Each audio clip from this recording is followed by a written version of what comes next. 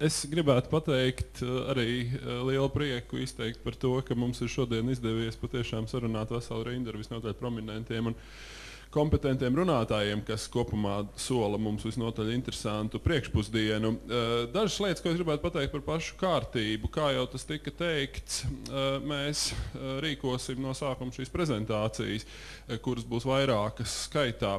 Darīsim tā, ka pēc katras prezentācijas, ja ir kaut kāda specifiska izpratnes jautājumi, ja kāds kaut ko nav sapratis specifiski, tad lūdzu uzdodiet īsu konkrētu jautājumu runātājam, un pēc tam tad arī mēs varētu pāriet pie nākamā runātāja. Savukārt tādu plašāku diskusiju par visām prezentācijām, kuras būs kopumā, protams, saistītas ar mūsu fórumu tēmu, bet, teiksim, aplūkos to no dažādiem aspektiem. Plašāka diskusija būs pašās beigās, kas nozīmē, ka tad jūs varēsiet izteikt ne tikai jautājumus, bet arī komentārus un tā tālāk. Ja kādam ir kādas dziļas idejas un savu priekšstatu par šīm lietām, tad pataupiet viņus uz beigām. Pēc katras prezentācijas, ja vēlaties, varat uzdot kaut kādu ļoti īsu konkrētu jautājumu. Tas vidējais laiks runātājiem ir paredzēts uz 15 minūtēm, bet, ņemot vērā to, ka mums viens runātājs, diemžēl, ir izkritis, un tur ir runa par pārstāvu no Igaunijas. Tas nozīmē to, ka mēs varam samērā brīvi izturēties pret dienas kārtību, un arī, ja gadījumā kādam sakāms, kas vairāk prezentācijās, tad tas var arī notikt.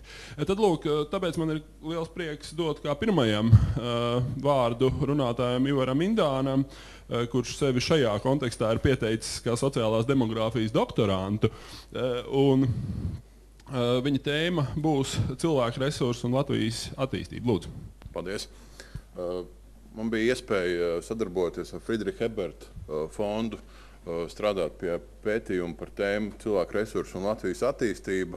Un šis darbs vēl ir procesā, bet es varbūt labprāt dalītos ar atziņām, kas tiek izmantot šajā pētījumā un kas varbūt ir diskusijas vērts temats.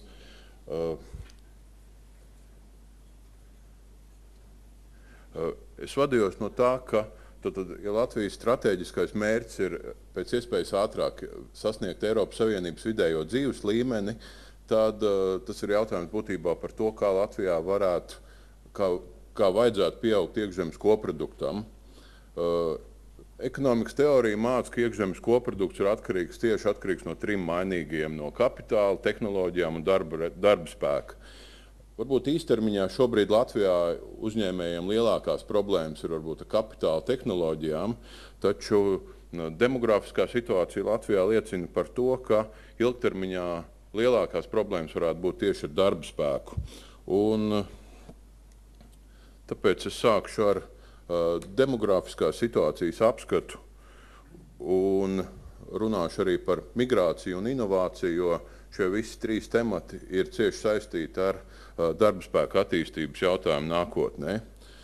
Un jāsaka, ka demografiskā situācija Latvijā izstās samērā bēdīgi. Kopumā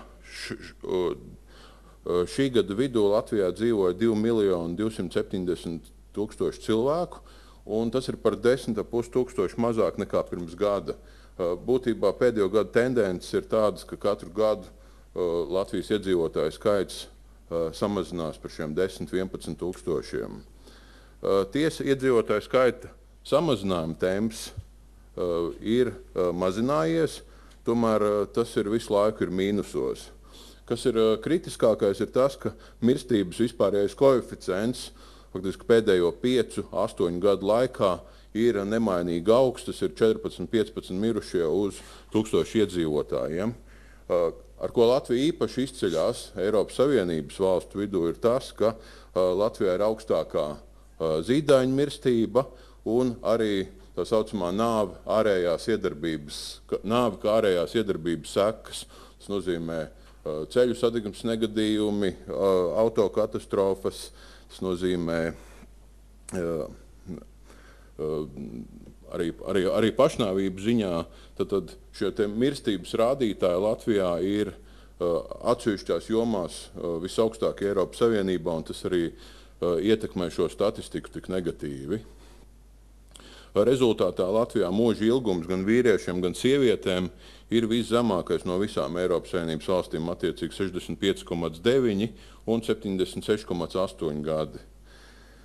Vēl kas Latvijā ir arī pēc dažādām aptaujām un pētījumiem šo te mirstības faktoru ietekmē vājā veselības aizsardzības sistēma.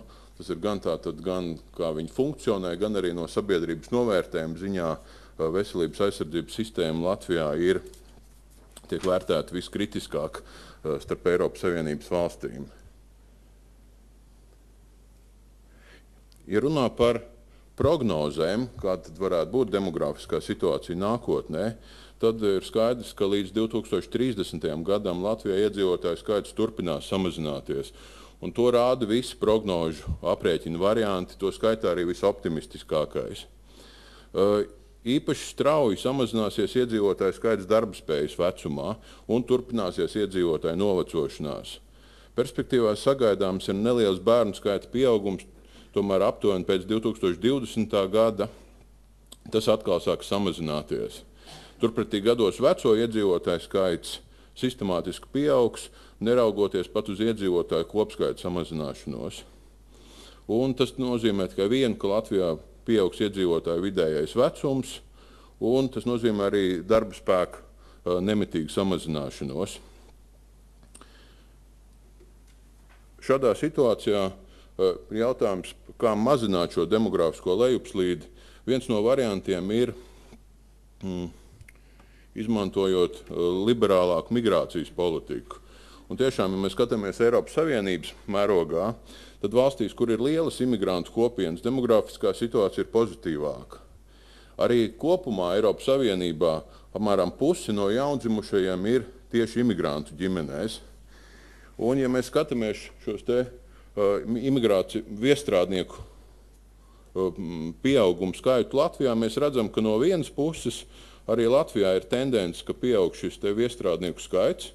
Tad dati ir no 2004. līdz 2007. gadam. Es pieņemu, ka 8. gada dati varētu būt atšķirīgi, ņemot vērā arī ekonomisko krīzi un pieaugošo bezdarbu. Tomēr mēs redzam, ka šis te viestrādnieku skaita pieaugums Latvijā ir diezgan atsevišķās jomās, ir pat vairākas reizes.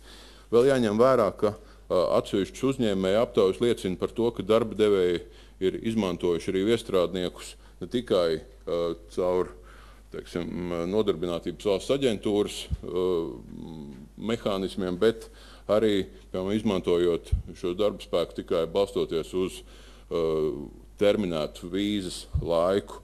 Un tad mēs redzam, ja vīzu skaita pieaugums no Ukrainas, Baltkrievijas, Moldovas pieaug faktiski par kādiem 20–30% katru gadu. Mēs varam pieņemt, ka šie ir cilvēki, kas brauc uz Latviju strādāt. Tomēr kopumā no otras puses ir jāsaka, ka Latvijā diez vai imigrācija būs glābiņš demografiskajai lejupslīdei. Un par to liecina kaut vai tas, ka kopš 2004. gada Latvija ir pametuši pēc dažādiem pētījumiem no 70 līdz 90 tūkstošiem Latvijas iedzīvotāju, bet darba atļaujas ir saņēmuši apmēram tikai 10 tūkstoši viestrādnieku. Pie tam šie ir viestrādnieki, kuri nostrādā zinām laiku un atgriežas savās mītnes zemēs. Tātad Latvija būtībā, ja skatās šos imigrācijas rādītājus, vēl vairāk zaudē iedzīvotājus. Un ņemot vērā pašreizējo situāciju, gan pieaugošo bezdarbu, gan iekšējo satraukumu darba tirgu, tad diez vai var cerēt, ka migrācija varētu palīdzēt Latvijas demografiskajā situācijā. Latvijā daudz tiek runāts par to, ka, ja viestrādnieks piesaista, tad mūsu izvēlei būtu jābūt par labu augstu kvalificētam darba spēkam. Diemžēl statistika liecina, ka šis te uzstādījums ir vairāk tāda politiska retorika, jo faktiski visi līdzinējie gadu statistika, un te arī 7. 8. gada dati, liecina, ka pamatā šie te viestrādnieki 92% ir tikai ar pamatu un vidējo izglītību, un tikai 8% ir augstākā izglītība. Tad Latvija pēc būtības nav valsts, kurai būtu izdevies piesaistīt augstu kvalificēto darba spēku, par ko labprāt runā politiķi vai valdība. Vēl viens diezgan populārs uzstādījums ir, ka šo darba spēka trūkumu, demogrāfisko lejupslīdi, varētu ietekmēt tas, ka Latvija sadzīvo ar šo situāciju un ekonomisko izaugsmu saista ar tehnoloģiju, zinātnes un inovācijas attīstību. Diemžēl arī šajā jomā, balstoties tātad pēc Eiropas komisijas veikta pētījumu par inovāciju attīstību Eiropā, kur tika izmantoti tātad 5 kritēriji – inovācijas virzītāji, zināšanu vairošana, inovāciju un uzņēmējdarbība, inovāciju piemērošana un intelektuālais īpašums. Latvija, pirmkārt kopumā Eiropas Savienība, diezgan būtiski atpaliek šajā ziņā no Amerikas Savienotajām valstīm, bet iekšēji Eiropas Savienībā faktiski kopš 2004. gada ir redzams, ka pieaug plaisa starp Rietumu Eiropas valstīm, Ziemeļa Eiropas valstīm un šīm jaunajām valstīm, kas pievienojās 2004. gadā. Tātad mēs redzam arī tendenci, ka inovācijas attīstība jaunajās valstīs ir lēnāka nekā tas ir Rietumu un it īpaši Ziemeļu valstīs. Un ja starp šīm grupām, starp līderiem, vidējiem iedzinējiem un atpalicējiem, pēc dažādiem rādītājiem kopumā Latvija ieņem tikai 24. vietu pēc tās sasniegumiem inovācijas jomā. Un vidēji tikai 18,6% no visiem uzņēmumiem Latvijā ir inovatīvi, tajā pašā laikā Eiropas Savienībā šis rādītājs ir vidēji 45%. Tātad situācija arī inovācijas jomā šobrīd izstāsta diezgan kritiski. Varbūt daži skaidrojumi, kāpēc situācija ir tāda, kāpēc inovācija nav tik aktīva kā citvieta. Un viens no pieņēmumiem ir, ka iespējams Latvijai pārāk liela valsts loma ekonomikā. Pat straujas izaugsmes laikā mēs redzam, ka tieši valsts sektors ir attīstījies pat krietni straujāk nekā tas, piemēram, ir atsevišķās uzņēmēju nozarēs.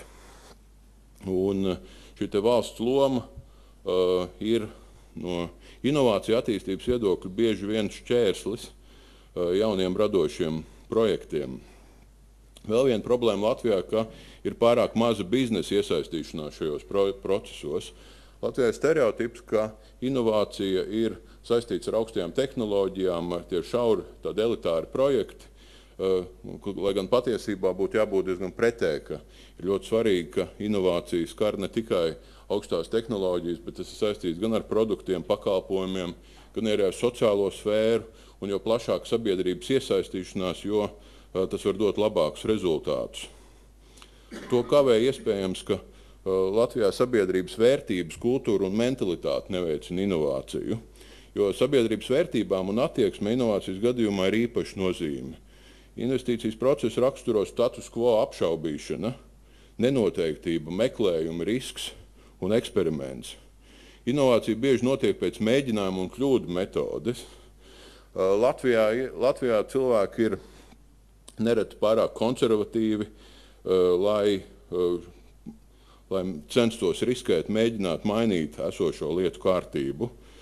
Un pēdējo gadu tendences, ja mēs skatāmies, piemēram, pēc kredīta politikas, tad Latvijas iedzīvotāji sevis pilnveidošanu un radošumu lielākā mērā saista ar brīvā laika pavadīšanu, izklaidi, nevis radošu un iniciatīvas pilnu darbību ekonomikā.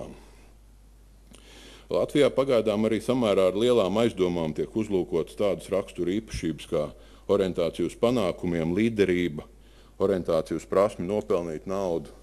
Tad tas vērtību sistēma ir tā, kas bieži vien arī politiķiem, arī politiskai elitei ļauj vieglāk pieskaņoties sabiedriskai domai un nebūt pietiekoši provokatīvai, lai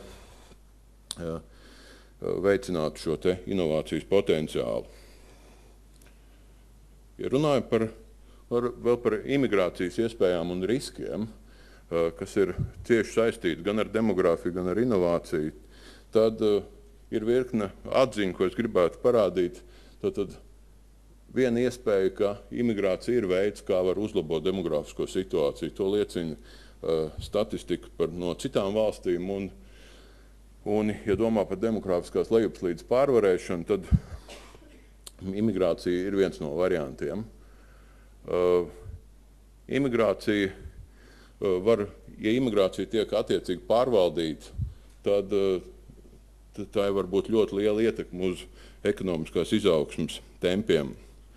Un trešais, dažādi pētījumi liecina, ka inovācija attīstās tieši tajās valstīs, kur ir atvērti darba tirgi, jo atvērtāki darba tirgi tie piesaista arī augstu kvalificēto darba spēku un tādējādi sekmē arī šo inovācijas attīstību. Imigrācijai ir arī ļoti lieli riski, tīpaši tas ir, piemēram, sociālās krīzes laikos. Rietumē Eiropas valstu pieredze rāda, ka imigrācija var radīt ļoti nopietnu etnisko spriedzi sabiedrībā, kas radikalizē sabiedrību, dod iespējas radikāliem politiskiem spēkiem iegūt lielāku ietekmi sabiedrībā, un tas no līdzsvarotas attīstības viedokļa var būt liela problēma. Imigrācija ir arī jautājums, kas jāsaist ar sociālām izmaksām. Šobrīd, ņemot vērā, ka ārzemju viestrādnieki, viņi ir no trešām valstīm, viņi bauda šos kā trešo valstu pilsoņu statusu, kas nozīmē arī, viņiem ir tās pašas sociāla-ekonomiskās tiesības, kuri ir, teiksim, valsts pilsoņiem. Un tas attiecās, piemēram, gan uz tiem pašiem sociālajiem pabalstiem, gan uz bērnu dārziem, kas jau ir liels problēmas jau esošajos apstākļos. Ar to ir jārēķinās vienkārši domājot par migrācijas politiku nākotnē. Un, kas vēl ir svarīgi, ka nekontrolēt procesu rezultātā, un Latvijas gadījumā tas varētu būt problēmām, kas saistās esošajā darba tirgu, ja šis process netiek attiecīgi politiski pārvaldīts, tad tas var palielināt ekonomisko spriedzi, radīt dempingu, nevienlīdzīgu konkurenci, kas būtībā ir pret pašu uzņēmēju interesēm. Un visbeidzot, mēģināšu ieskicēt, kāda varētu būt Latvijas ceļa karte, ko Latvija varētu darīt. Pirmkārt, ir ļoti svarīgi veicināt sabiedrības atvērtību, un te ir, manuprāt, lielāka nozīme ir tam, lai cilvēki paļautos paši uz sevi, veicinātu individuālismu attīstību, un tas ir tieši saistīts ar tādām īpašībām kā iniciatīva, tolerance, līderība, risks. Tas ir potenciāls tam, lai Latvijā varētu attīstīties arvien vairāk inovatīvu projekti, kas saistās ar valsts institūcijām, tad, manuprāt, ir ļoti svarīgi šo imigrācijas politiku politiski pārvaldīt tā, lai Latvijā būtu pēc iespējas vairāk ieguvumu, lai Latvijā tiešām būtu vairāk augstu kvalificētu darba spēku no citām valstīm. Tas veicinātu gan iekšējo konkurenci, gan arī dotu labākus rezultātus ekonomikā. Vēl kas ir būtiski, ka ņemot vērā šos augstos mirstības rādītājus Latvijā, tad, manuprāt, nepietiekami ir novērtēt cilvēku vērtības ekonomiskā nozīme. Cilvēku dzīvība netiek saistīta ar iekšzemes koproduktu, un tas, manuprāt, rada to, ka Latvijā faktiski, ņemot vērā šo pašu augsto zīdaiņu mirstību vai ārējās nāves tendences, Latvijā faktiski politikas līmenī nekas netiek darīts, lai šo te cilvēku vērtību kāpinātu, lai mazinātu šo te miršanas statistiku, kas jau esošajā demografiskajā situācijā ir īpaši kritiska. Runājot par migrāciju, ir ļoti svarīgi arī pārdefinēt integrācijas politiku, domājot par to, ko mēs no iebraucējiem gribam vai negribam, kādas ir vērtību kritēriji, un no tā ir atkarīga arī valsts politikas pārskatīšana. Un visbeidzot, Latvija nav viena. Latvija globālajā vidē ir daudz vairāk sev jāsaist ar Eiropas Savienību. Un šeit ir varbūt viena problēma, ka Eiropas Savienībā šajos te jautājumos dalību valstīm ir un acīm redzot būs arvien grūtāk atrast kopējas intereses. Tāpēc ir svarīgi, varbūt Latvijas interesēs ir tieši koalīcija veidošana atsevišķiem politiskiem projektiem, un ja jāizvēlās, piemēram, starp politikas harmonizāciju vai koordināciju, tad diez vai, piemēram, migrācijas jomā šī politikas harmonizācija ir iespējama, ņemot vērā, piemēram, Dienvidu Eiropas valstu pavisam atšķirīgo dienas kārtību no Latvijas, tad Latvija varētu būt ieinteresēta atsevišķās jomās politikas koordinācijā, bet ir atsevišķas jomas, kā piemēram zilās kartes vai piemēram konkrētas direktīvas, kas attiecās uz trešo valstu pilsoņiem vai uz migrāciju, kur Latvijai varētu būt lielāka iniciatīva, piemēram, par to, lai Latvija būtu tā vieta, kur, piemēram, piesaistīt augstu kvalificētu darbspēku no trešajām valstīm. Tas laikam kopumā no manas puses būtu viss. Paldies. Paldies, Ivaram. Laiks vienam īsam, precīzam jautājumam, bet tiešām vienam un īsam un precīzam, nevis diskusijai, jo diskusija būs beigās. Jā. Man jautājums par tām vērtībām, mentalitāti, kā tas tika mērīts, cik tam var ticēt, kādas tās atšķirības, ja skaitliski tomēr pamēģina novērtēt nevis tikai tā vispārīgi, ka mūsu tā mentalitāte ir konservatīva, bet kā tas nomērīts? Šeit tika izmantot Latvijas universitātes pētījumi tieši par cilvēku resursu attīstību, tika veikts dažādas aptaujas, gan socioloģiskas aptaujas, gan fokus grupu aptaujas, kas parāda šo te īpašību, raksturojošo īpašību kopsakarības. Paldies!